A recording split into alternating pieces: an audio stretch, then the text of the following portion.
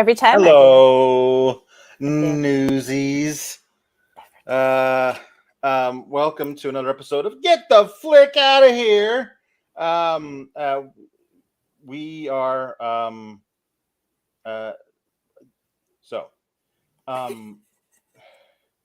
next week's going to be a weird little fantasy thing. The movie's going to be terrible. We'll talk about it. Maybe we'll tell you what we're going to do next week. The week after that is the Chris Jericho thing. It's a two-parter, Alex. It's a two-parter. We're going to do it 2 weeks in a row of a Chris Jericho movie.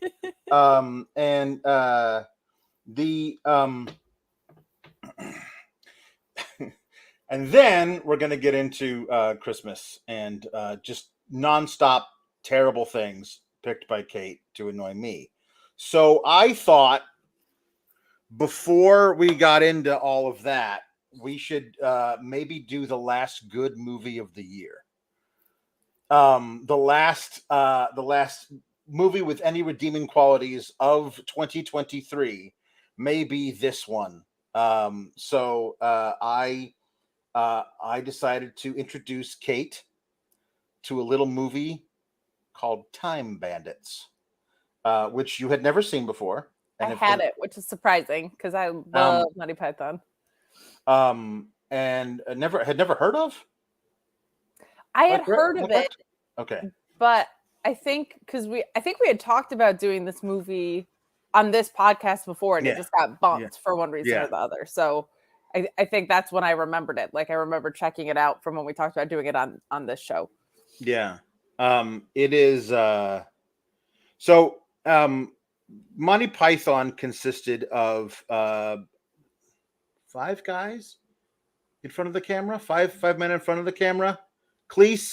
John Cleese, Eric Idle, Michael Palin, Graham Chapman, Terry Jones. Those are the 5 main cast members you see in front of the camera. Behind the camera, almost exclusively, doing all those crazy animation stuff that they would do, that was Terry Gilliam. He was the other guy in Monty Python. He wrote a lot of the scripts, but he didn't really ever act. He was the most famous thing that he ever did in front of the camera was Patsy, King Arthur's manservant, who would with the coconuts clop clop clop clop clop clop clop clop clop.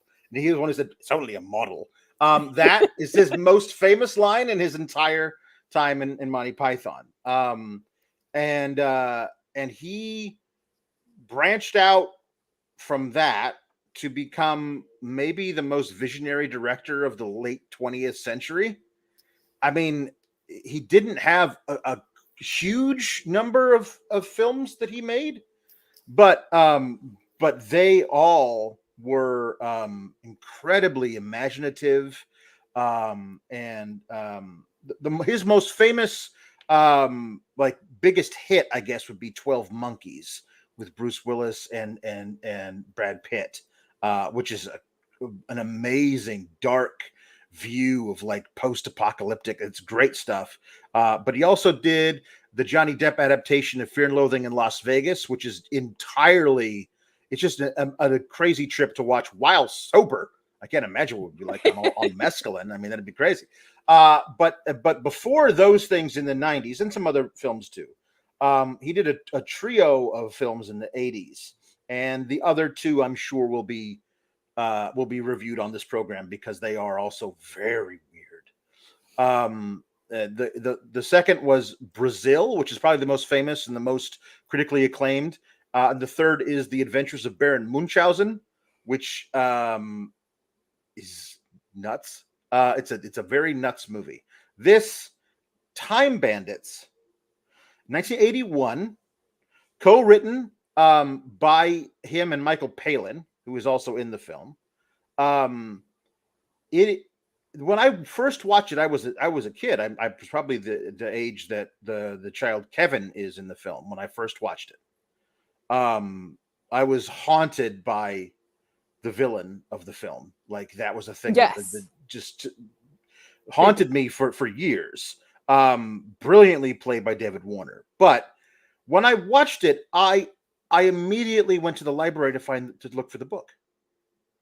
I assumed that the movie was based on a book, just the way that the story was laid out, the characters, the fantastical way that it would go from place to place and time to time. I'm still gobsmacked that it was an original story that poured out of the minds of two guys from Monty Python, because it feels like a novel by some brilliant, like, theoretician or something. Sure. It's so expansive.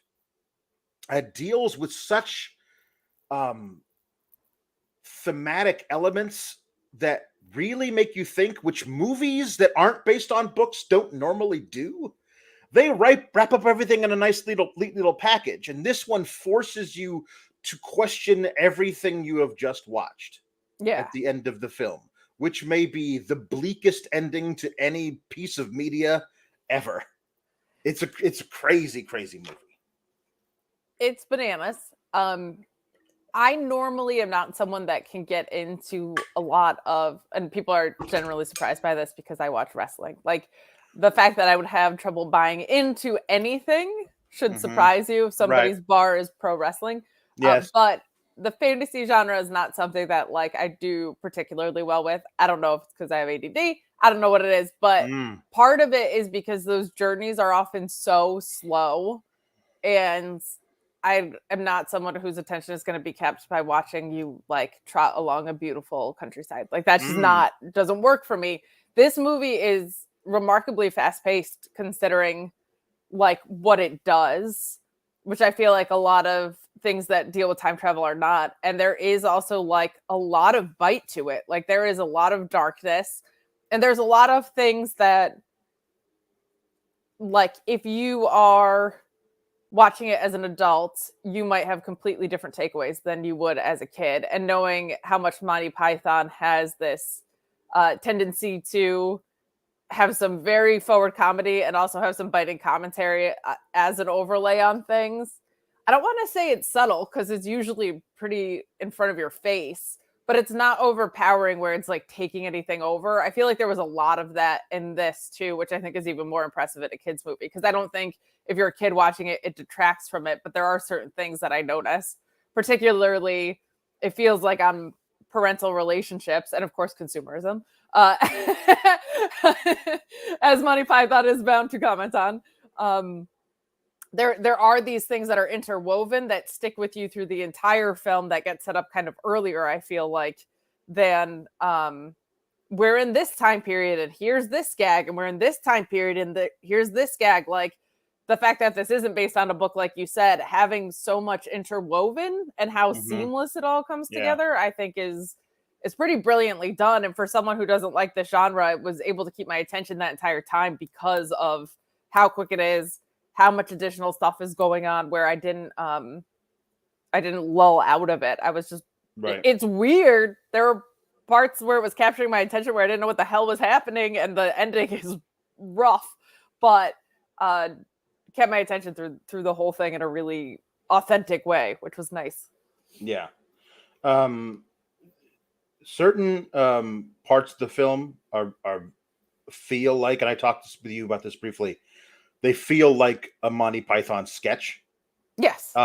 In the film, but the rest of the film can be very, very dark and not like that at all. So I think it is that it can feel a bit disjointed, but I feel like that's part of the message that it is espousing. Like, it's that you never know what's coming, kind of a thing.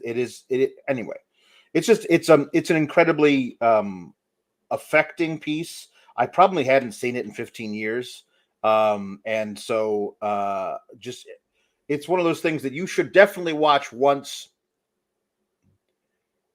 Maybe too late for a lot of you, but I think it's to watch it once as a child, to see it through Kevin's eyes, is such an interesting thing, because I was huge into fantasy stuff, Never Ending Story, Willow, all the old stuff from the 80s. Like, that was my bag when I was a kid. So, like, this was just like having the child, basically the protagonist that I could kind of identify with and see through had a whole thing. But as an adult, you look at it, looking back on what you were as a child, and also just all the messages that would go right over your head as a kid. You go, oh crap, geez, yeah, that's yeah, no, I get that. There's this is also it is as much a commentary on modern consumerism as it is on religion. Yeah, always. And it's crazy. The Monty Python is so great at that. So the movie starts in some kind of alternate futuristic present. Nothing is different from 1980, other than they talk about how there are kitchen appliances that are far more advanced than there should be. There's some sort of microwave that can take frozen food from packet to plate in 15 seconds. And then, so there's a husband and wife, middle-aged, watching a game show called Your Money or Your Life, which is literally titled, because if you do not win your money, we will take your life. It is an alternate future present thing where the people want things so much they are willing to risk their lives on a game show for it. But they mention this thing that can take it blah blah blah back into play in 15 seconds, and the wife goes, "The Morrisons have one that can do it in 8 seconds." And the husband goes, "Really?" He's like, "Yeah, from block of ice to beef bourguignon in 8 seconds." And it's like, oh, we should get one of those. Like, there's so, and then you Keep see it up with the the kitchen Joneses, behind them. like, They have all of these blenders and toasters up on shelves, like different kinds of blenders and toasters and things like that. But there is a kid who's reading a history book. He says, talks about the ancient Greeks, how they had to master all these forms of combat. And he's very intrigued by it. And he's like, "Go to bed, Kevin," says the dad. So he's okay. And this is where I'm like, the movie just doesn't waste any time. yes. Other movies might have given you 15 minutes of like getting to know Kevin on his regular day, going to school. He hates his teacher. The other kids pick on him, but he loves going to the library and reading about history and stuff like that. This movie gives you one little note of him looking at a history book while his parents watch a game show. That's it. And that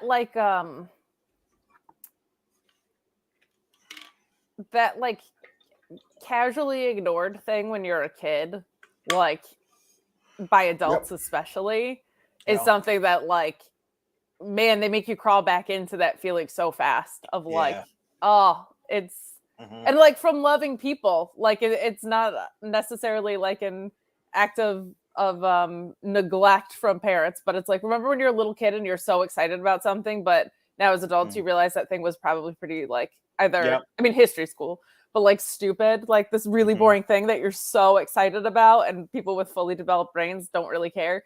There was something in that moment where I was like, oh, I have the best parents in the world, but I remember with aunts and uncles and them sometimes sure, it struck a chord really fast, how just like a little kid just navigating the world. Yeah. Go to bed. So Kevin dutifully goes to his room, with toys all over the floor, gets into his bed. This is when I got mad at you. He's reading. You got mad at me? You did not tell me there were jump scares in this movie.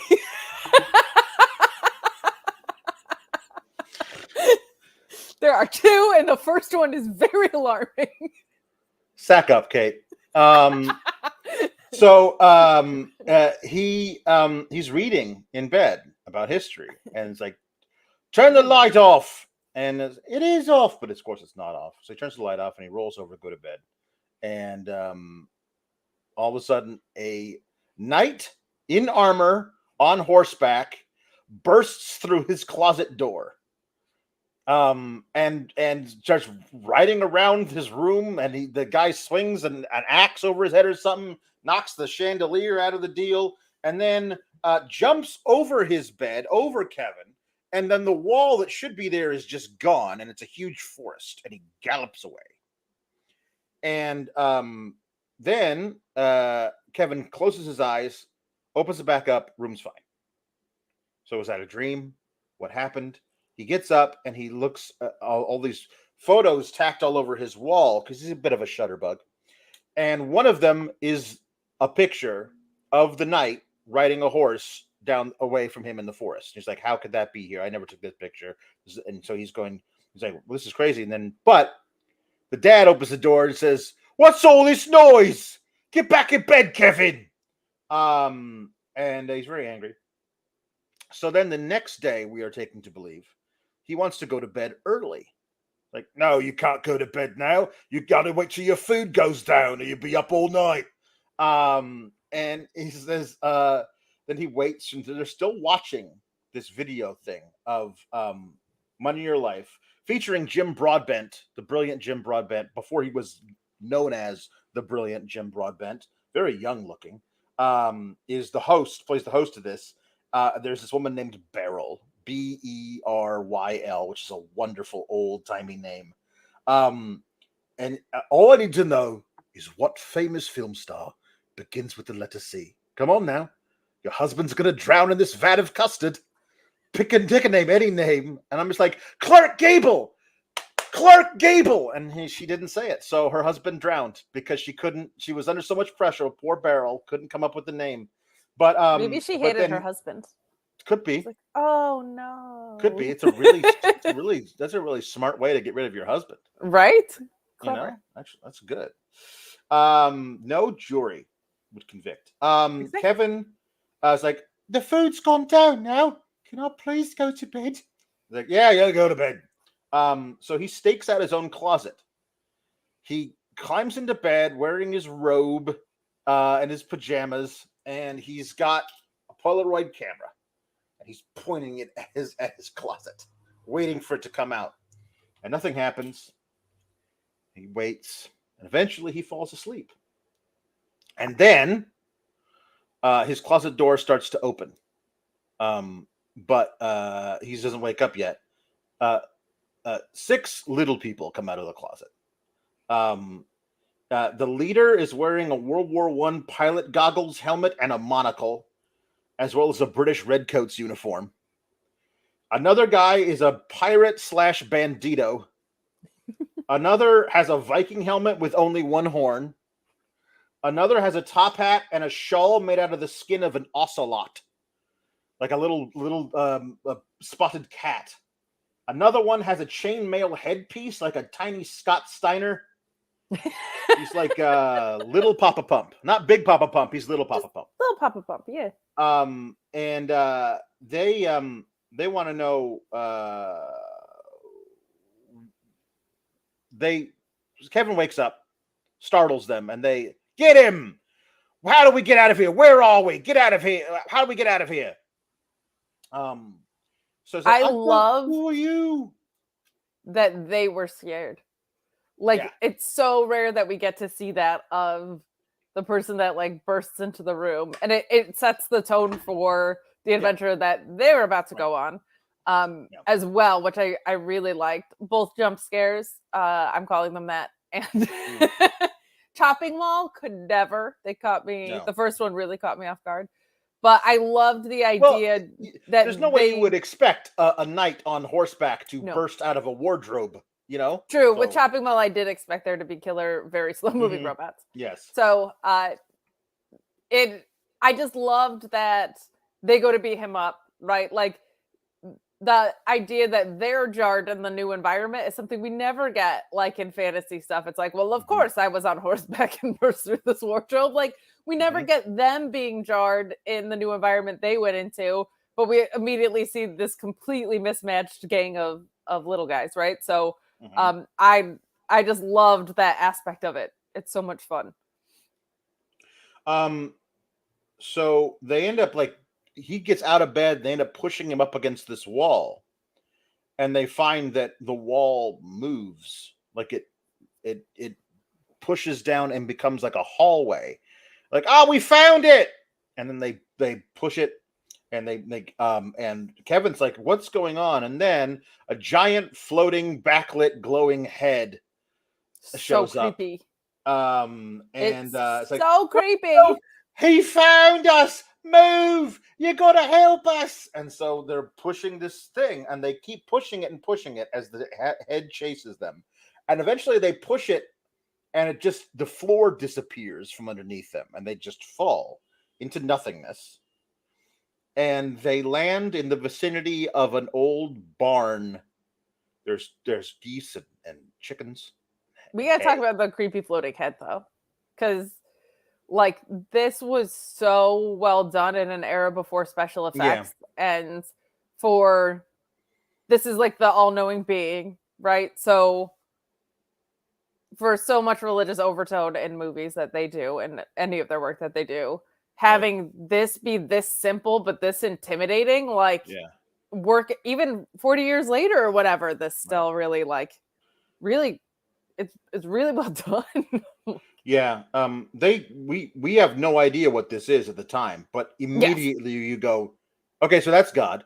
And they don't contextualize it yet, but we know. They don't contextualize it yet, but you kind of figure something out. But they are scared to death and run away. So they go into the barn. They're looking around. Okay, the coast is clear. Let's do a little roll call to find out who this is. Okay, so Randall is obviously the leader, just the way he carries himself and the way they always defer to him. He is the smallest. Well, not the smallest. He's the second smallest. But they're all dwarves, have different kinds of dwarfism, and it's the different sizes, different proportions. Randall has incredibly short arms. The actor does. And they use it to a great effect of how he moves through the world and stuff like that. But he's great. This little guy is great. And I'm surprised that he wasn't in more stuff through the 80s. It is a horrible tragedy, the way he died. He committed suicide in a public park. And he had just been cast in like an episode of Next Generation. Like Star Trek Next Generation, he was all ready to be in that. And then he attempted suicide, so they fired him, and then he went through with it. And it's just a horrible thing that happened. And he was like 39 when he killed himself. It's a horrible thing that happened. And I can't imagine like living life, because in a lot of dwarfism, there is a lot of pain just moving through the world. So like there's that, plus whatever ridicule that they may have suffered, all that kind of stuff.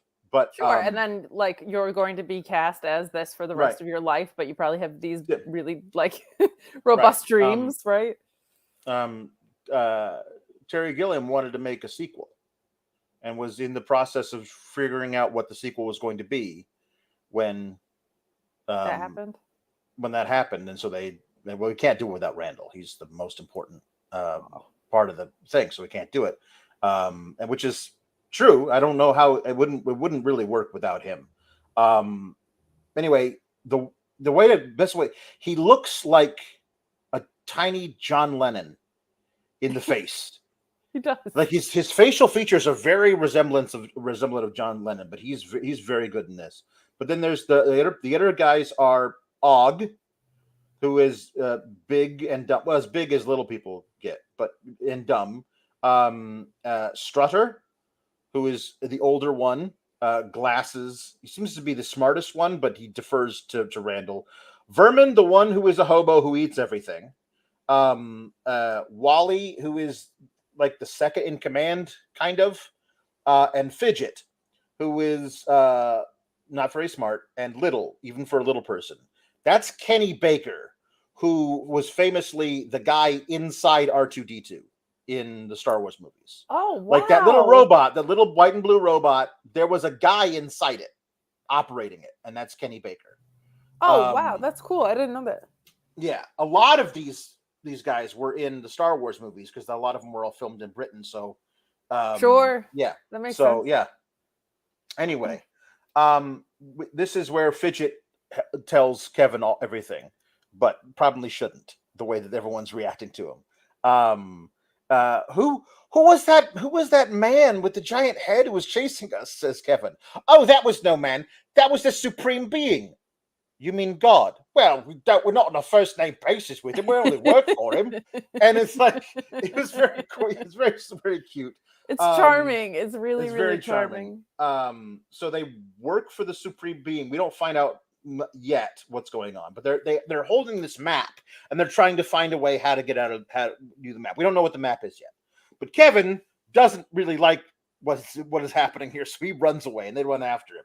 Kevin is almost trampled by soldiers on horseback, and then we realize what time we're not in the same time anymore. There's a bunch of cannon fire. We are in Italy in 1796 at the Battle of Castiglione. Napoleon has just sacked this place, and that is why we're here. We are here to rob Napoleon. I adore when I said everything moves so seamlessly last time, and you were like, well, there's basically Monty Python sketches in these, which are the definition of not seamless. Yeah. Things like the artistic transitions between the scenes is what I think I meant more of, like that stampede thing. Everything happens so smooth on how you get from time period to time period, or so demonstratively insanely. And there's not really a repeated way every single time that it feels very fluid. And in things like this, it's like, oh my God, we're in a different time period. But like now you're just in that time period. It's not so like, what are we doing in the, like, it's really clever how the introductions to every new era happen. Yeah. So this is where they meant to be here, I guess. They're here to rob Napoleon. And famously anyway, very tall man, so off the bat. Right. Kevin is almost like people being forcibly relocated out of the city, and he almost gets swept up in that, but then gets pulled into the bushes by the time bandits, by little guys. This is where they find out they have to get into the city so they can do their robbing. But they can't get over the bridge. They're going to go under cover of darkness by rowboat. Very atmospheric, but also very absurd that it's just literally cannon fire. Everything's exploding around them. Everything's fiery. It's very cool. There's firing squads. It's just a completely crazy. So Napoleon is sitting in a bombed out theater. It's played by Ian Holm, the great Ian Holm, before he was the great Ian Holm. A lot of like, these are people who are like, wow, that went on to do more things. I guess Ian Holm was, he'd already been in Alien by then, so he had a good career going. But he's Napoleon, and he's sitting there, and he's got the hand in the jacket, and that comes into play later. But and he's sitting there, and he's laughing his ass off at this puppet show up on a stage. But his generals are trying to get him to formally accept the unconditional surrender of the mayor of the town, because until that happens, the war is still happening. That's why the firing squads are still going. The mayor has been waiting to be seen by Napoleon for 8 hours. He's been watching this puppet show, it's implied, for 8 hours. And he won't, because he's having too much fun. He also admonishes his generals for standing too close to him, making him feel short. The puppeteer is shot by a stray bullet and dies. And so the leader of this troupe of players feels like his life is in danger unless he can somehow find a way to please Napoleon, which he's probably right about. But all of the acts he brings on stage to replace the puppet show are too tall, according to Napoleon. So what a perfect opportunity for our friends who were sitting there waiting to rob him to jump up on stage. And they sing "Me and My Shadow" badly.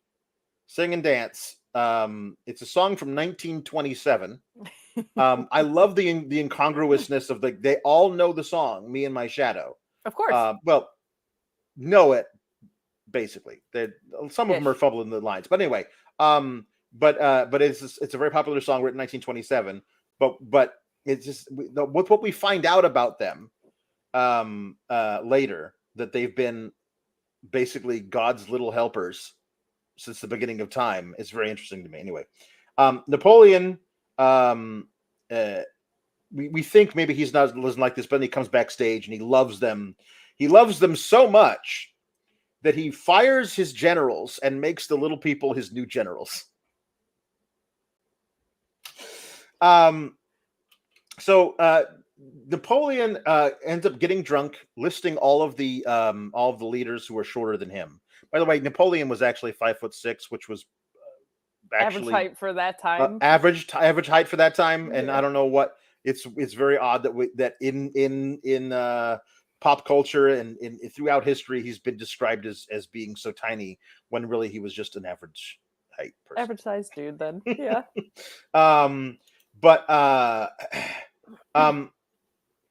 So he gets drunk and passes out, and the little guys steal all of the stolen goods that he has, including a copy of the Mona Lisa, or actually probably the real Mona Lisa, and jewels and everything. They even pull his hand out from under his thing, and his hand that he keeps inside the thing is solid gold. So they unscrew it from his wrist and take the hand as well. Then they end up, because they're the generals, they can order everybody to turn around and not look at them as they walk out of the place, dragging a rug, drapes or whatever that is laden with all this gold, until one of the deposed generals, who's now just wearing underwear, sees them, and they run after them. But they know, apparently, the map tells them where there are doors in time. They call them time holes. And you can pass through them, but they only open for a very limited window, and then they shut. So they have to time it just right, so they get to the place when they do, and they can't get there too late or they're screwed. But if they get there too early, it won't be there yet. So they've timed out this window where they could do the robbery perfectly. So they end up running through it, and the door closes, and then all the French soldiers bang into each other. Like just classic Monty Python, right? Yep. The way they bang into each other, the way they're fumbling over each other.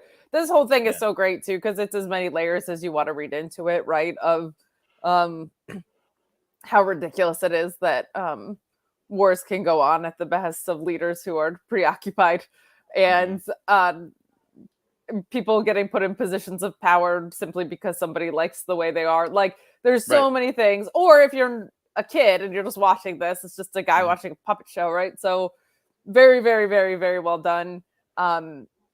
Just the idea that they unscrew his hand was so funny to me.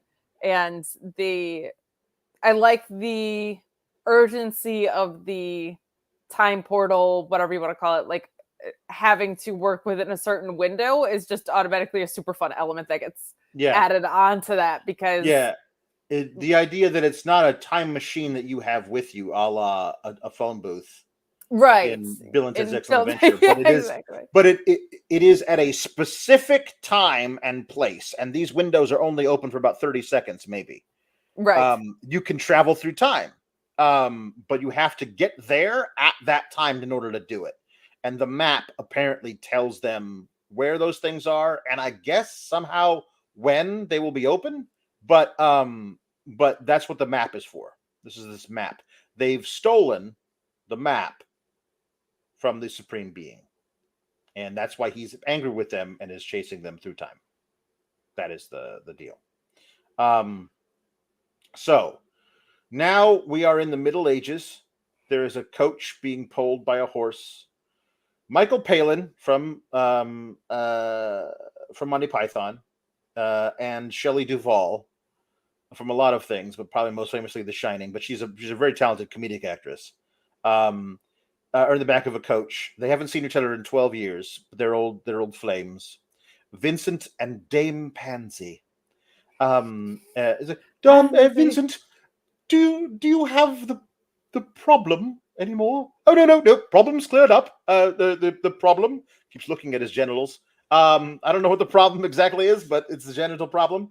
So now we will make for Dover, and we will be in Paris by nightfall, and we shall get married on the morrow. But then the little guys fall from the sky and crash to the top of the coach, and the coach like falls over, and the guy driving the horse just rides away. But Vincent and Pansy are very scared of all this stuff. They take their money, a little chest of money, and they run away into the forest. Pansy. It's like, and so so Kevin asks Fidget, "Is it always like this when you do a raid?" "I don't know. We've never done one before." And it's like, "But you told me you were international criminals." "We're going to be." Like it's and so this is their first attempt at doing this, which is very funny. So this is where Randall lets Kevin in on the whole story. We've been working for him since the beginning of time. Obviously he handled the most important thing, create the universe, men and women, all that sort of thing. But you got to delegate. So we were in charge of trees, and then we got fired just for creating the pink bunkadoo. What's a pink bunkadoo? Oh, great big tree, 600 feet, bright red leaves, smelled horrible, but it was a great idea, wasn't it, Og? It was his idea. So anyway, we got bust down to repairs. That's what it was. Repairs. It says repairs. What do you mean repairs? Well, I don't know. The fabric of the universe is not quite complete. We only had 7 days to do it. It's kind of a botched job.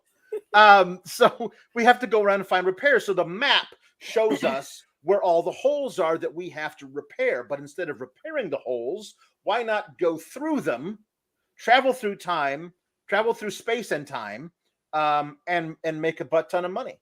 And so that's their idea. That's this idea that they had. That's why they stole the map. I just love the obsession with shrubbery and trees from these guys. I love it. Never get away. So Kevin, they're all celebrating because they have all this money that they stolen from Napoleon. And Kevin's like, "Hey, why don't I take a picture of everybody with my Polaroid camera?" And like, no, hold up the map. So they take a picture of everyone holding the map. That is our thumbnail for this video, is that particular photo. That's important for much later in the film. Yes. That picture of them holding the map. Now, we hear that Vincent and Pansy have been captured by other bandits, not time bandits, like regular bandits. And so the bandits take all of their money and clothes and run away. And the boys like, those are our kind of people. Let's follow them. And but while they're following them, they walk into a bunch of snare traps. And when the other bandits, the real bandits, come over and like they pass themselves off as fellow evil robbers, but they talk about all the kinds of people that they would gut and or rob from, and like, okay, you convinced us. And Randall's like, "Hey, I think we should have a link up between our two gangs. So why don't you take me to your boss and we can talk about it?" So we come to this like camp in the woods, a lot of people there. A guy is arm wrestling and like ripping people's arms off. Like, "All right, who's next?" And he tosses his, like, this is Sly Stallone from Over the Top times a million. Yep. But he's just tossing the arms into a basket full of arms, which is a very much a Monty Python type of sketch. Just like everyone lining up to get their arms ripped off is very much that. But they're also spitting for accuracy and distance. But this is where they go and get their boss. And out walks John Cleese in the most stereotypical Robin Hood costume you've ever seen. This is like and he is like a very high-ranking member of parliament. Like that is how he behaves. The way that they've made Robin Hood into the very type of guy that he might be stealing from. Yes. And he's like, it's like, and they all line up like you see. The only thing I can think of that resembles this in the movies that I've seen in Love Actually, where the new Prime Minister Hugh Grant meets all of his staff and he walks down the line and shakes all their hands and asks them innocuous, weird questions. That is this. That is taken from this, which is taken from real life. But he's like, you're robbers then? Surely good. How long have you been robbing then? Oh, crikey. That's wonderful. He's just so How long polite have about you everything. been robbing? 4'1" was one of the funniest lines. Yes, Ever. like, Mighty long time. so then you were also a robber, and then Wally says, "Well, it helps pay the rent, sir." Ha! Ha! Ha! Pays the rent. Jolly good. And he's just this guy, and then he ends up talking to Randall, and he's like, so you're Robertson, what you've got there in the hall? Like, oh, here we are, sir. This is, and then shows all this stuff. Wow, crikey! In all my years, I've never seen anything like this. The poor are going to be absolutely thrilled. The poor? Oh yes. Have you not met them? Wonderful people. A bit dirty, perhaps, but the wonderful people, and they're going to love it. Not only are they going to be absolutely thrilled, but they're going to be not poor anymore. Thank you so much. And so the poor line up, and everyone gets like a golden chalice with jewels all over it. And then one of the bandits punches him. Yep. And every time that guy speaks some kind of weird Scottish that can't be understood. And so John Cleese asks, like, could you ask him if it's absolutely necessary? It's like, and then a guy says, he says it is, sir. Afraid so. Yeah. Rightio. And they're also getting punched in the most Monty Python way, right? Like just in that very slapsticky another fun little kind of societal message commentary there of just like, even if you get something, you have to get punched in the head, right? Like, and it's the bureaucracy of we will be taking this and we will be redistributing it because it is now ours. The way it is done in such a bureaucratic way. So then Kevin's like, I'd like to stay, as all the other guys are leaving. But he gets pulled away and is like, oh, well, Potter, cheerio, good to see you. Bye-bye then. Ah, yes. And then they finally are out of earshot and he goes, awful people. And he's just John Cleese. That's the one scene. John Cleese, one scene, done. Cool little cameo. That's it. We never see him again. Very and fun. What a fun, flamboyant portrayal of Robin Hood too. Like a blast. So now they're walking along. They're fighting over the map in a giant rainstorm, and this is where we meet the evil one who is watching them. Who knows them? Who's watching them? He says, "Oh, horrible little creatures! I wouldn't trust them to wipe their own noses." And then he's got these little henchmen who are in rain ponchos that are all covered in slime, and they're all very dumb. But this one goes, "Oh no, sir! Wiping their own noses is much too difficult for them." What sort of supreme being created such riffraff? Is he a complete incompetent? But he created you, sir. What did you say? Well, if he created you, then he can't be a total incompetent. And then he explodes him by just pointing at him. He explodes. Never talk to me like that again. But he can't because you exploded him. Yep. This is some of the greatest absurdist comedy in the film, and David Warner plays the evil one is amazing, and all the little guys who play the henchmen are all fantastic too. And he says, evil existed long before good. I made myself. I cannot be unmade. I am all powerful. And another guy in a rain poncho steps forward and goes, but why, if that's the case, are you unable to escape from this fortress? Explodes. Because the guy pointed at him again. He says, why are you unable to escape this fortress? Good question. Why have I let the supreme being let me? Will you say good question after you blow him up? It's so great. So well timed and so funny. Of just like, if you question anything, you will be exploded.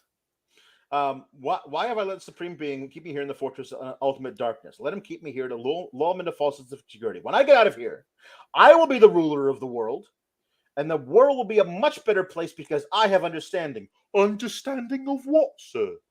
Digital watches. And soon I will have understanding of video cassette recorders and car telephones. And when I have understanding of them, I will have understanding of computers. And when I have understanding of computers, I will be the supreme being. Computers in 1981. If you understand them, you are the supreme being. Wild. God isn't interested in technology. He knows nothing of the potential of the microchip or the silicon revolution. Look how he spends his time. 43 species of parrots. Michael Palin, you couldn't get away without using parrots in there. He made slugs. Slugs can't hear, they can't think, they can't operate machinery. Are we not in the hands of a lunatic? If I were creating a world, I wouldn't mess about with butterflies and daffodils. I would have started with lasers. 8 o'clock, day one. And David Warner is so great for this. That he's describing who the devil is, basically. That he's obsessed with technology.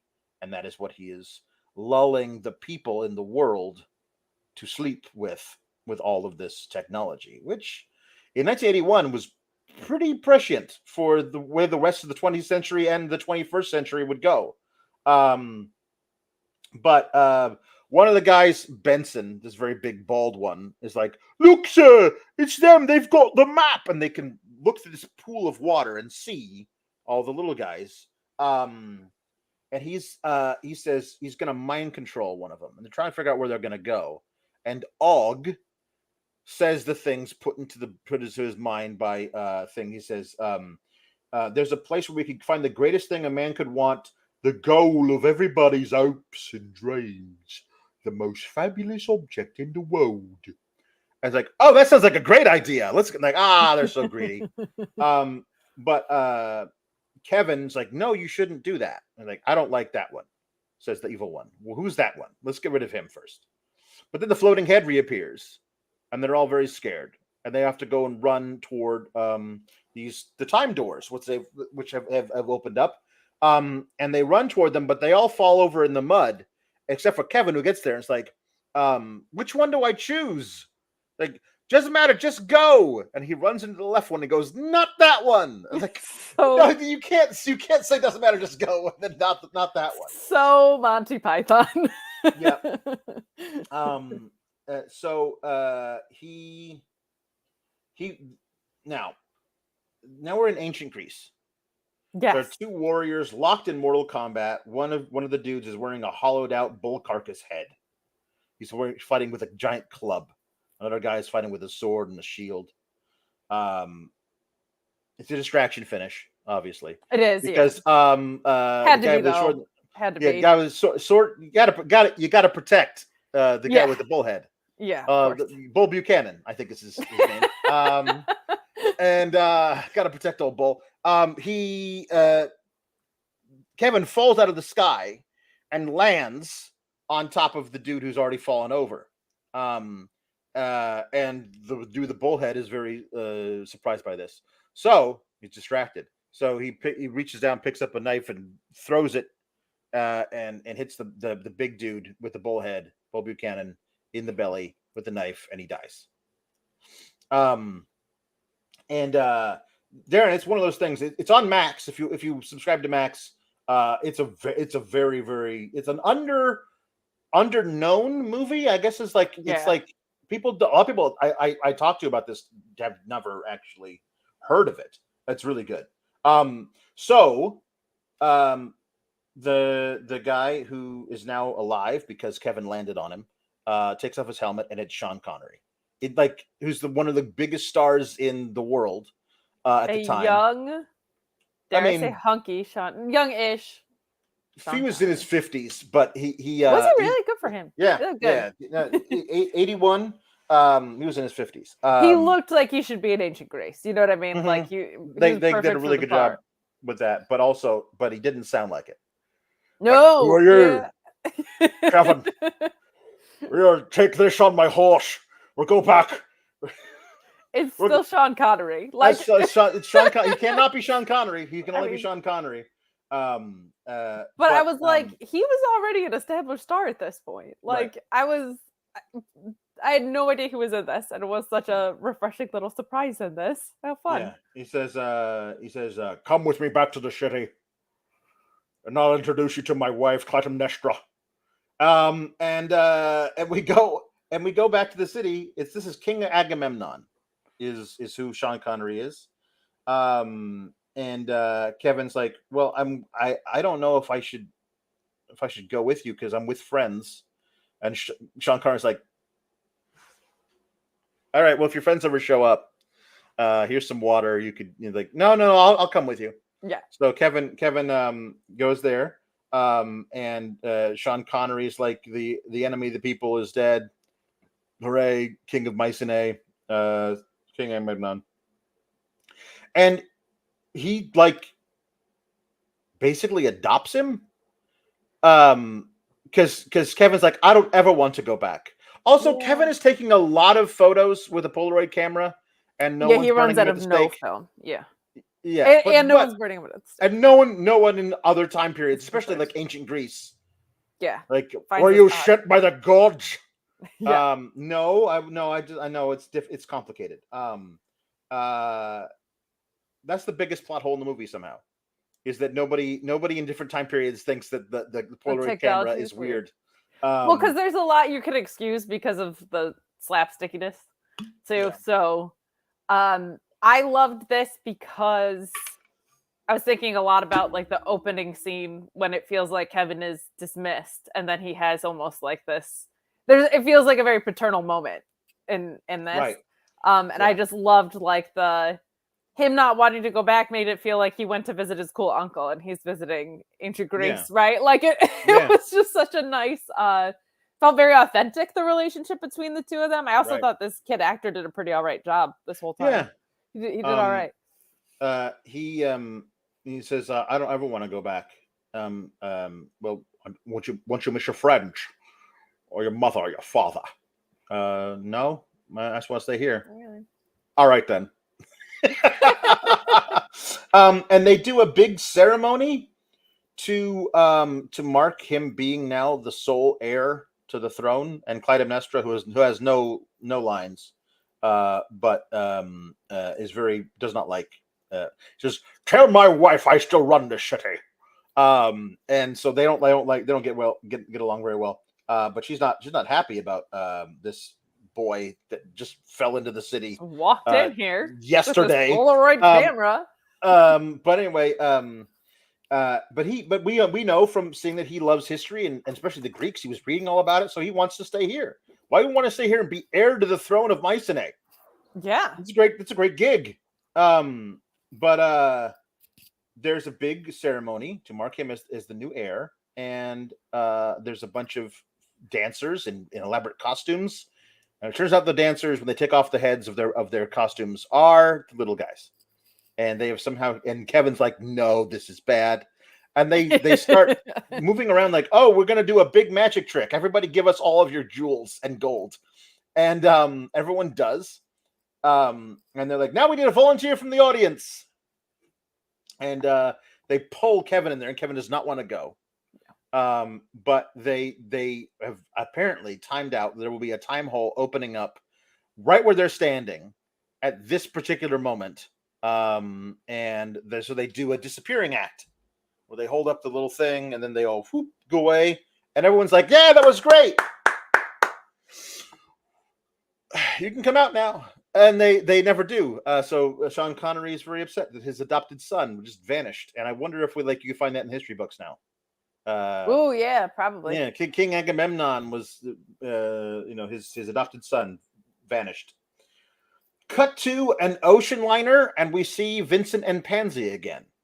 They are now reincarnated into different Vincents and Pansies, which is something that the movie is now telling us. I feel like is telling us that everyone, that God only made a few hundred models of man and woman, and they just get recycled over and over again. And so Vincent and Pansy's like, I love the ocean. God, how I love her.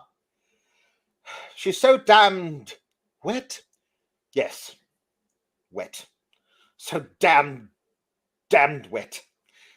Pansy, would you ever be able to share a house with a man who has a thing on the end of his nose? He's got a big wart on the end of his nose. Yes, of course. Everyone's got something. I mean, I myself have an enormous Pansy. Pansy, would you marry? And then all the things fall. Of course. All the guys on top of him, but they knock everybody down, and Vincent's hairpiece falls off, and that is too much for Pansy, and she runs away. Like, no, Pansy, it's only the thing on my end of my nose and the hairpiece. That's all that's wrong with me. Please, Pansy, come back.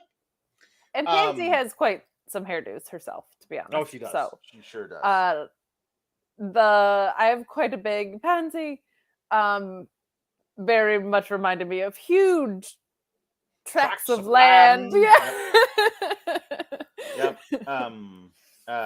So that night, all the little guys are in tuxedos, which I guess they've presumably bought in the ship somewhere and was fitted and tailored to them, with all of the gold that they brought with them from Greece. I love the way this happens, because they're just sitting there looking great with no explanation. Mm-hmm. And it almost felt like when you're somewhere in the process of moving on, you've been outfitted differently, almost like superheroes. Mm-hmm. Just like you get changed into different outfits. And I loved even the camera shot when this kind of gets revealed is so fun. I love this. So Randall is trying to win over Kevin with his big, it's like, look right here on the map, the Time of Legends. What are you talking about, Randall? There's no such thing. No, it's right here. All you got to do is believe in it. And in the middle of the Time of Legends is the Fortress of Ultimate Darkness. And in the Fortress of Ultimate Darkness is the most fabulous object in the world. We're gonna do it. We're gonna do it. I know how to do it. I have a plan. Waiter, more champagne. And the waiter is like, yes, and moves that way. And then behind the waiter, you can see Titanic. And we hit the iceberg, and everybody goes in the thing. And so now they're all floating in, clinging onto some kind of plank. And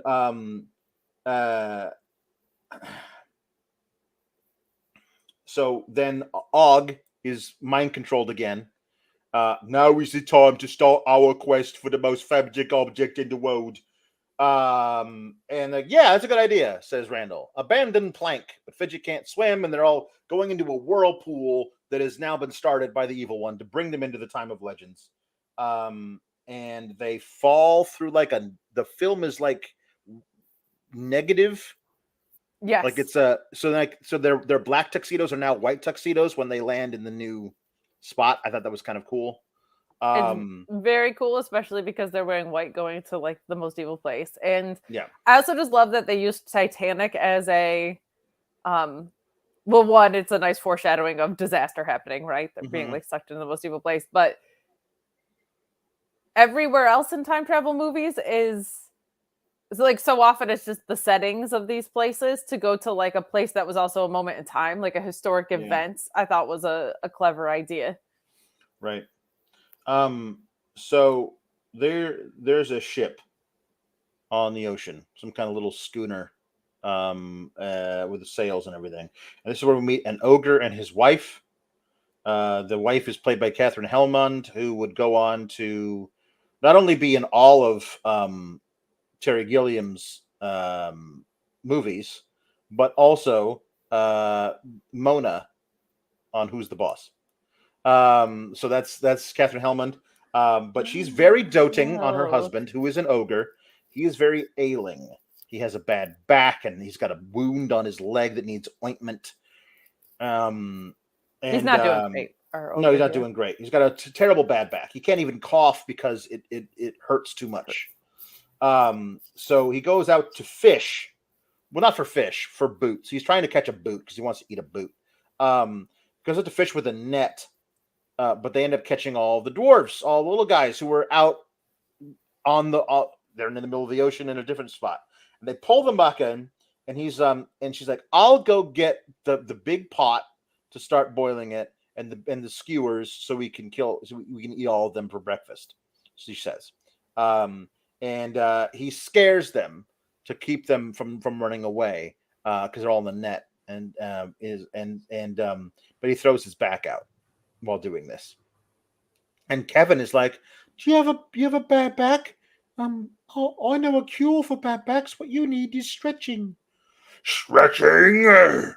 And then they stretch him out. They like lay him down on the thing, and a bunch of them grab legs and arms and pull, and you can hear all the cracks in his spine. He's like, "Oh, that feels amazing!" And then they heave him over the side into the water. Like, "Oh, this water's wonderful! I can swim again!" And the wife comes out looking for him, and they just knock her over the side, and then they commandeer the ship.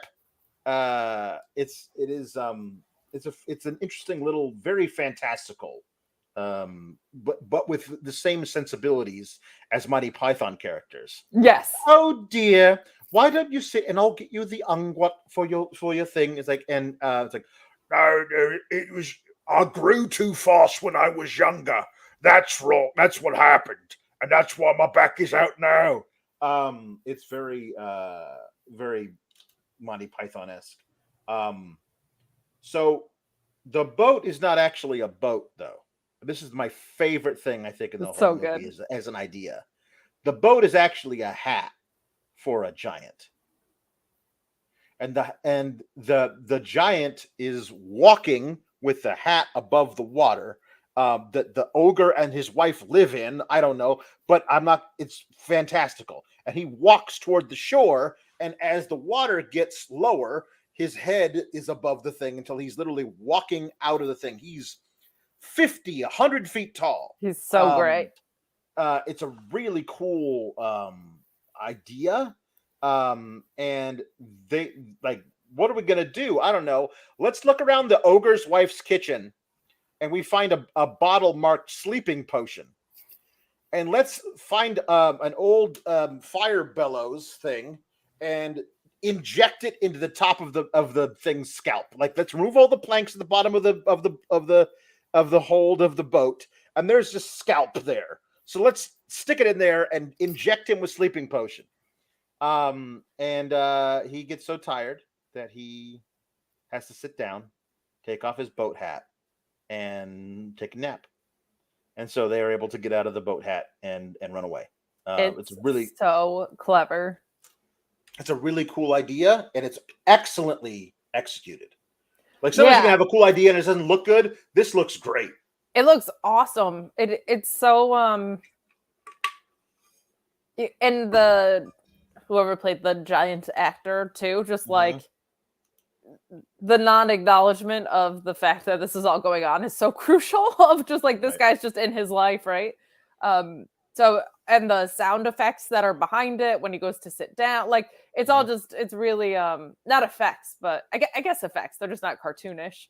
Right. Like, everything is so brilliantly executed, the way this all comes together. And to your point, just such a clever idea, like to think of it in that way, of the ship the boat is shaped like a hat, is a fun idea.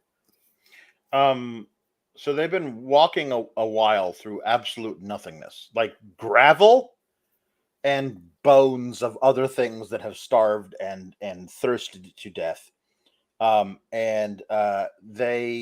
He's trying to follow the map, and they end up walking into a big glass. It looks like glass, but it's an invisible barrier, and they do a lot of smushing their faces up against it, type of thing.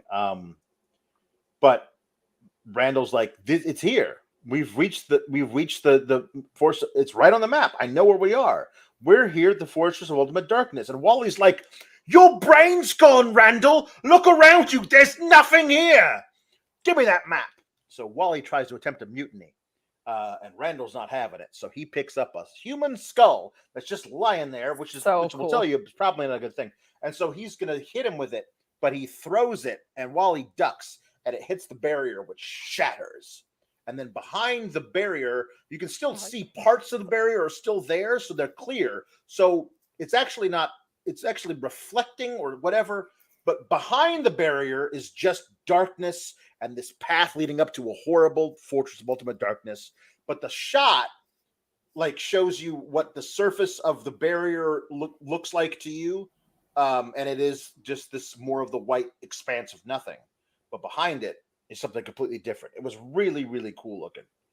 It's for 1981, you said this was? Yeah. Like the effects of this are brilliantly done. And I just love, we see them crossing time periods through these doors, and then to have just like I accidentally shattered this thing via scenery in the same time period, but a different setting is such a really, really well done. And to have those shards, like you were saying, that are still reflecting kind of what world they're in leading up to this dark path, like visually extremely cool what happens in this 10 minutes of the film from the or whatever it is from the giant to here is really well done. Yeah. They walk into the fortress. Kevin doesn't want to do this, but they're all going for the most fabulous objects of the world. They walk into the fortress, and it's a maze. But it's on the surface. Under, like, if you step up, there's no railings. If you step off the thing, you'll fall forever and die. But there's all these different pathways that you can take to go through this huge chamber. And on the other end is Jim Broadbent as the game show host, who is doing Your Money or Your Life. It's like, come on down here. Let's go and see you. Can you come here and win the most fabulous object in the world? And they're all running after him, and Kevin is staying put. Like, no, guys, come back. It's a trap. It's a trap. And so they finally get up there and like, well, look, you've finally gotten here. Now let's have a look at the thing that was able to bring you here today. The map, please. And he takes it, and it turns into the evil one. Oh, also, Kevin's mom and dad are there. Yes. In very fantastical outfits. And he's like, Mom, Dad, is that you? It's not them. It's his little underlings who are standing there with him. But they end up being put into a cage. While Kevin gets grabbed by like a cattle skull on stilts with a shroud. It's a very weird looking creature. The contrast of like this being the evil fortress and also the Price is Right-esque presentation of it is so awesome. So perfectly done. So they're in this hanging cage. There are several cages you can see in this giant expanse of nothingness. Judy Bagwell. Who knows how far below them until you hit the ground.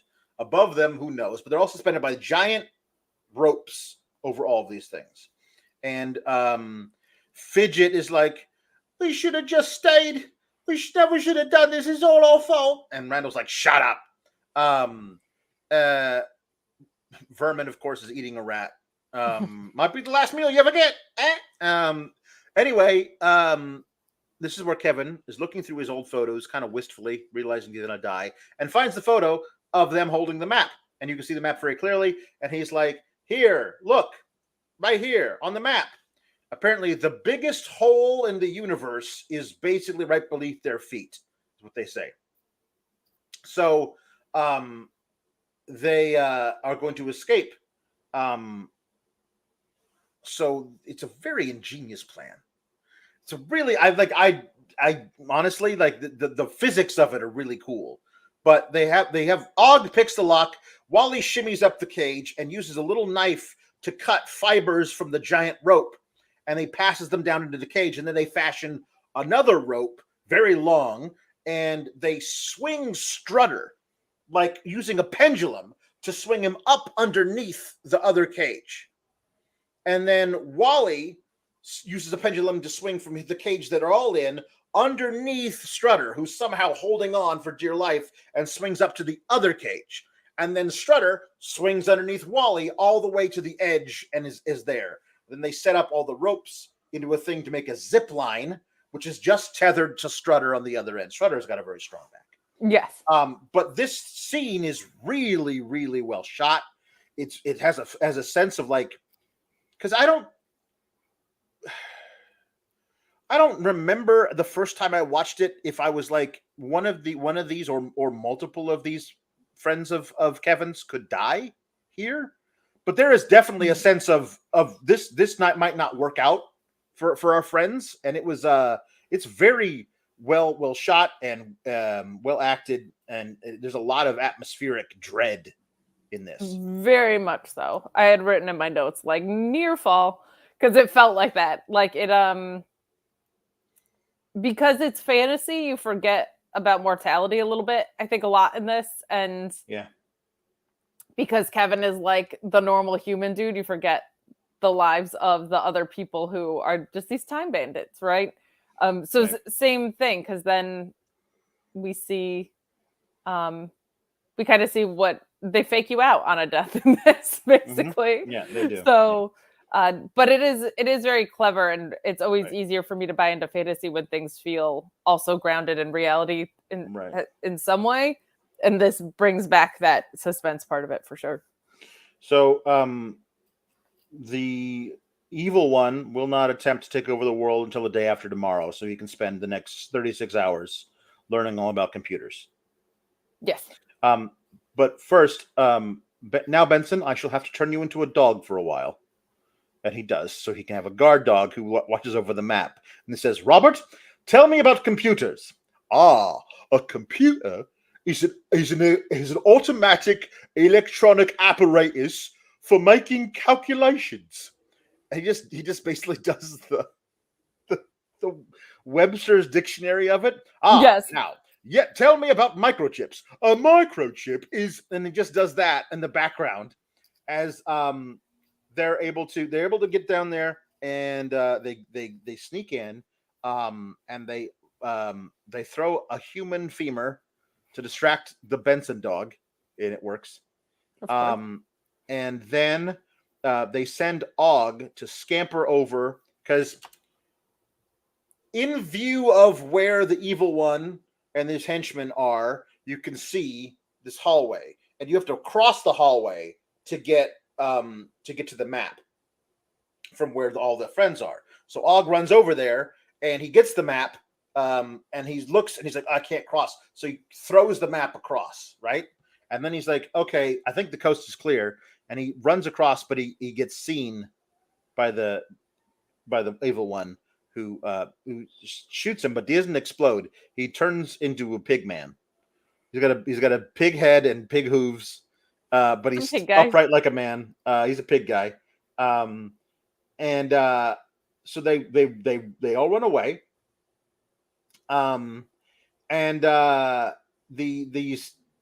They're weird, like it's a cattle skull on top of a shroud and men on stilts. It's a very, very, they have a horrible screeching sound as they run after them. Yeah. So like they run away, and they're able to hide long enough.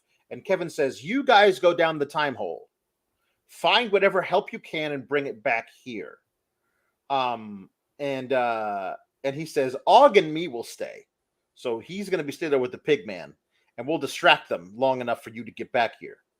And of course those guys run away, and they get around the corner right into the evil one. Didn't quite work. So they're being approached by all these guys. He's got the map, and he's got a torch. He's like, call off those creatures or I'll burn the map. Says.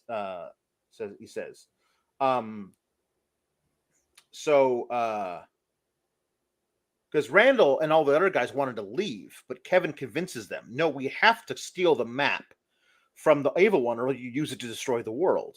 And they're like, okay, I guess that makes sense. So they're real heroes. So he says, call off these creatures or I'll burn the map. He says, all right, fine. And he just snaps his fingers and all the little stilt cattle skull guys explode. And he explodes the guy who says computers are up. He explodes that dude and another little dude. And then he's like, he says, Benson, whoo-hoo. And Benson looks up and he explodes the dog. Which is the evilest thing you could do. Yeah, he says, call off your creatures. And instead of calling them off, he explodes all of them. Yes. And the next thing he says is, I'm a reasonable man. which of course he isn't, because you've just done all this stuff. It's great writing. Just murdered a dog. Yeah. It's great writing and even better acting. David Warner, he's so the line delivery is brilliant. Yeah. He's so good. It's so great. So Og runs away and he gets shot with a little laser and turns into a full pig. No, he's a full pig. Runs away. The evil one teleports the map out of Kevin's hand into his hand. And I'm like, okay, well, now you're dead. And he does this thing where it's very harrowing. The way he brings his chin all the way down, but then looks up at you with his eyes, and everything just gets all very creepy. Really cool way of doing all of this. But you get the sense he was about to explode everything. But through the wall comes Randall on a World War II era tank, and Fidget comes in with all these Greek Roman archers, and Strutter comes in with knights on horseback, and Wally comes in with a very small rocket ship. I guess he went to the future. And then Vermin comes in with a bunch of cowboys who are literally saying "Yeehaw!" So funny. So they've brought all of these warriors from different time periods to come after the evil one, and because they are all baby faces and therefore dumb, yes, they just attack him one at a time. So they all get messed up. The cowboys try and lasso him, but he spins him around and throws him far away. My favorite one is all the archers shoot him, but he blows up into a balloon and then shoots the arrows back at them. That was really cool. The knights run into a giant cloud of mustard gas that he releases, and they end up stabbing each other with their lances. Then that's all the little guy. Okay, so now the vehicles, they start shooting tank shells, which he just deflects with his palm. And the lasers coming out of Wally's spaceship are being deflected with his palm. And eventually he takes over the machines with the powers of his evilness, and they are shooting everywhere, all over the place. It's I can't control it. Of course not, you silly little man. I control them. And Fidget is trying to run away, but Wally's laser shoots a column, giant, huge stone column, which falls down and squashes Fidget. And it's a really, Jack Purvis is the name of the guy who plays Wally. And it still messes me up. One of the when I was a kid, that moment where Wally blames himself but knows it actually is the guy's fault, but and he's he's being held back by he's just tearing through them, because I've never seen grief and rage portrayed in such a vital way ever on film as Jack Purvis as Wally in this moment. It's a brilliant moment of acting, but it feels so real. And you love Fidget because Fidget's the little dumb one, and he's the perfect one to die, so everyone gets upset. But it's great. So eventually they tackle him. He's just overcome with his grief. But they had nothing they could do. Now the evil one has control of everything. He's going to blow them all up, except Supreme Being out of nowhere, and with a steel chair comes Supreme Being. Yep. Supreme Being's music hits. By God, that's the Supreme Being's music. And You missed your cue. Fidget's dead, but thanks. Fidget's dead. Yeah, that's the other thing. Why did you could have come down earlier and then Fidget wouldn't be dead? Damn it, Supreme! You're so fucking late. Come on, like that Cody Rhodes run in, and like you could have done that earlier. Oh my God! He was injured. Supreme Being had a shattered ankle. That's right. That's right. The adversity of the Supreme Being.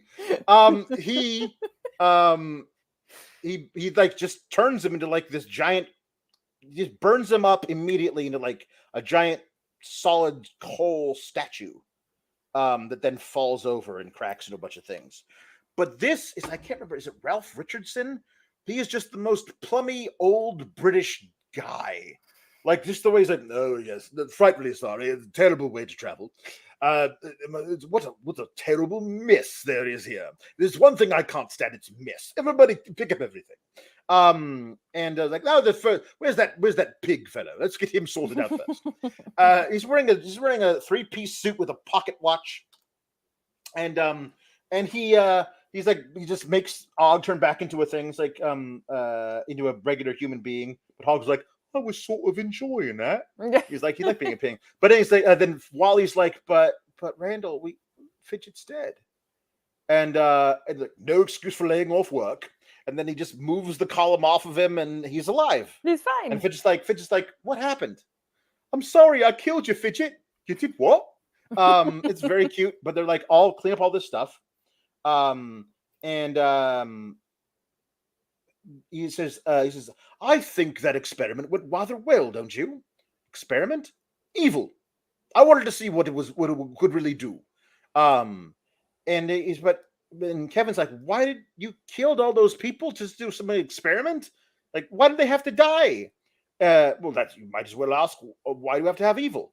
Well, why do we have to have evil? I think it has something to do with free will. Which is just like, it's just maddening this like false benevolence. Yeah. Of this guy. And the way that they're basically attributing him that he's God. But the false benevolence of God, like of this thing of like, we're sorry we stole the map, sir. Well, you mean you stealing the map? I let you steal it. I let you borrow this map from me so it could start this whole thing, and then we could see what happens with this. And so he let them do it. And says, "Well, we're sorry we stole the map, sir. Yes, you were frightfully bad robbers. Can we have our jobs back, sir?" I really should do something horrible and vengeful, but frankly, I'm too tired. So what to say we do this? You now will move down to the shrubbery department, and I will hire you back with a 19% pay cut, dating back to the beginning of time. How does that sound? Oh, that's wonderful, sir. Yes, well, I am the nice one, aren't I? And I'm like, you basically told them to do it, let them do it, and then you punish them for it anyway. But frame it as though you're a good guy. Of course. It's yeah. And just even like how nonchalant the like something with free will. Like yes. Yeah. The weight that gets assigned in religion to the master plan to have it in the hands of someone who like about it was like a very fun friction. So the big thing here is that the big statue thing topples over and crumbles into a bunch of pieces, and they have to pick up all the pieces and put them in a mailbox, I guess. But one of them rolls under the tank and nobody can see it. It says, now careful with that. That's concentrated evil. You must pick up every little bit of that. We can't leave any behind. Oh, the one thing he was like, whose are these? And he's showing the original clothes that Kevin was wearing because he changed clothes several times. But he somehow got a hold of them wherever they were left, I guess in Greece. And he makes the boy sign a receipt to get his clothes back. Which you really are an untidy little boy. And I remember the Monty Python sketch where with the receipt and the cads, if you remember that. Yeah. Oh gosh, I can't remember it. Anyway. Yeah. But feels a very bureaucratic nod to Fidget's like, well, can he come? Can Kevin come? Of course not. Well, why not? Well, he must stay here and fight the good fight. And like, okay. And so they all just zip away, everybody. All the little guys never really say a chance to really say goodbye, and they all leave and with God, and then there's smoke that starts filling up everything. It's like, how do I get back? What am I supposed to do? And he wakes up in his bed with smoke everywhere. And the door gets kicked down, and he gets carried out of there by firemen who step all over toys all over the floor. Did you notice what they were? They were cowboys, all Babylonic from the archers, fight scene. from the fight scene. That was kind of cool. That was all there. So we're left to be like, okay, so I guess it was a dream, but only kind of. Right, but at that point, we're like, okay, it's a dream. But then he gets outside, and he they're arguing over what might have caused it, like the husband and wife and the firefighters, and they think it came out of the toaster oven, right? But then he sees one of the firemen is Sean Connery, it's him, Agamemnon. And he's like, I know that guy. And he starts looking through he pulls out of his little satchel all these photos, are photos he's taken throughout all these different times. So it wasn't a dream. These photos prove it. And he's about to talk to this thing, to the fireman, but then he looks over, and the husband and wife looking at the toaster oven, which is very prized possession to them. They don't understand what might have happened. So they open the door, and inside it is that chunk of evil that was left behind. And like Kevin realized, like, Mom, Dad, no, don't touch it. It's evil. And they look at him, and they hear what he said, but they touch it anyway because he's a little kid. He's playing as little kids, and they explode the same way all the little henchmen explode. But nobody cares. The firemen get all in the truck. Sean Connery's the last one. He looks behind him, winks at him, closes the door. They drive away. All the neighbors are out. None of them seem to care. And Kevin is like walking slowly back up toward the house. He's like, Mom, Dad? And all that's left are their shoes, which are smoking next to the toaster oven. And then the camera pulls out. End of the movie. That's it. And I cannot tell you how much that messed me up when I was a kid. Yeah. Wait a minute. Well, what happens to Kevin? And my mom's like, well, I guess we just don't know. But no, that's not an answer. What happens to Kevin? Like, God just left him there? Like, and man, listen, my views on religion are personal, but perhaps they were shaped by the ending of this movie. Like, God just left him there to do nothing. It was all God's fault. This whole thing happened, and he doesn't care about it. He's like, he did this knowing this was going to happen, and what happened? He's just, is he an orphan now? What happens to Kevin? Because I mean, as a little kid, you have no choice but to like identify with the child character in the film. Of course. And Sean Connery, like the other paternal figure to him in this movie, winking at him as he drives away after they blew up. Like, it is incredibly bleak, but the movie, and loaded for a kids movie. Yeah. And the movie is telling you, yeah, the world's bleak. Yeah. I mean, a lot of it's bleak. Like, look at all the places they visited. There's the little touches of Sean Connery. One of the things he does just in regular living as King Agamemnon. He's like, he signs an order. They are all free to receive summary executions today. And guided away are holy men of a different faith. And just with a stroke of a pen, the king condemns them to death. We can assume for their faith. And it's just a thing that happens. You know, the way that Napoleon is this outlandish character, but the reality of these people being forced from their homes, being shot as firing squads, That's the reality. The absurdism is these major characters, but all these lower level characters, the background extras, live in this world, and it's not absurdist to them, it's real to them, but it's also horribly cruel and distant and unfeeling. And even this the is Titanic, the world that they set up. The pageantry with which they're in their suits, and then the ship's going down, right? Like there's it's also like with Kevin, the unresolved piece of it is so bothersome because it's you go from it was a dream to it wasn't, but parts of it were like elements from the dream are real. Like it happened so quick you get that false sense of security that it was a dream, and then all of a sudden, like his parents are gone is insane. Especially this is why I thought it was a book. And still feels like a book to me, because books have those open-ended endings. Sure. That in English class you discuss what you think this means.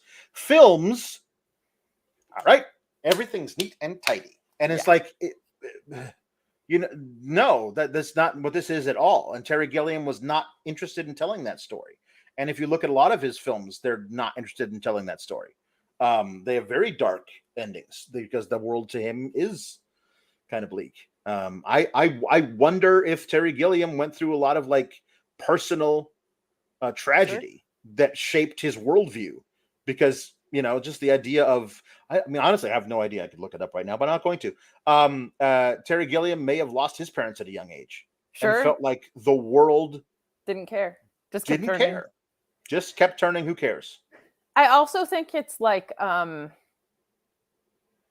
think about like when I was a little kid and like the things I went through, and how movies, just to have the voice of that in a movie is really important, because you're right. And especially like, I don't know, most of the stuff I was watching was during the mid-90s, right? And it was like rom-com, airport scenes, like everything does get resolved, but that wasn't my real life experience. So even if your overall thought on the world is not super dark, like just to have a voice in film that identifies that feeling is real is like really, it's horribly depressing, but there's something really powerful about that, because there was nothing to identify that feeling when you are in those moments on screen, because there are plenty of times I can go back to in my life and say the world was not still turning for me. And so to have that portrayed somewhere is like very sad, but like also gives you relief in a way of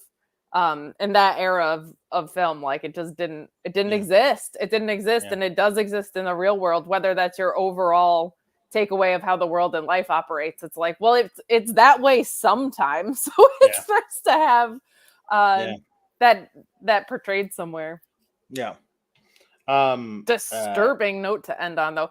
When we tweeted that we were doing this, like, you're right, there's not a lot of people that necessarily know about this film, but everybody that did react to it was like, that ending messed me up.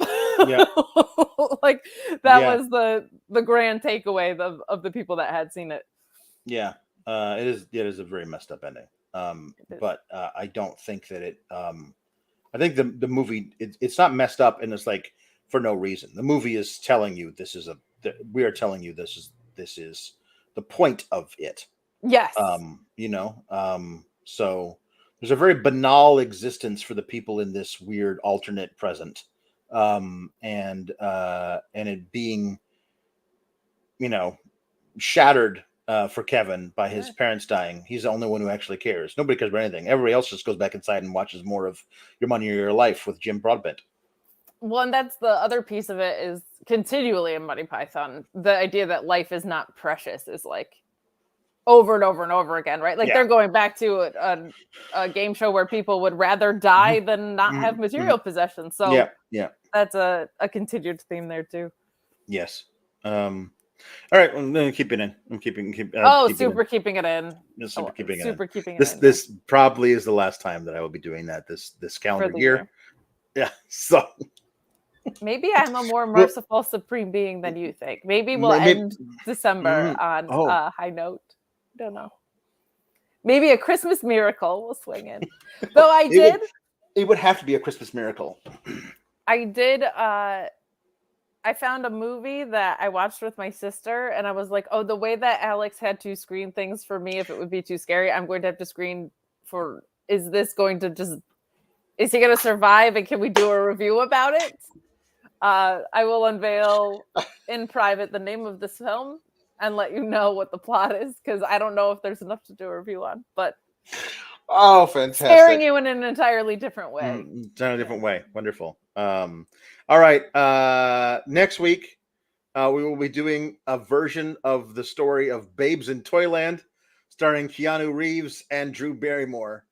And we will, at that point, get the flick out of here. But today we're keeping it in. So, yeah. Bye, everybody. Have a wonderful, wonderful weekend. And where's my mouse? There it is. Where's the clicker? Click, click, click, click, click. Bye, everybody. Get the flick out of here next week. Bye.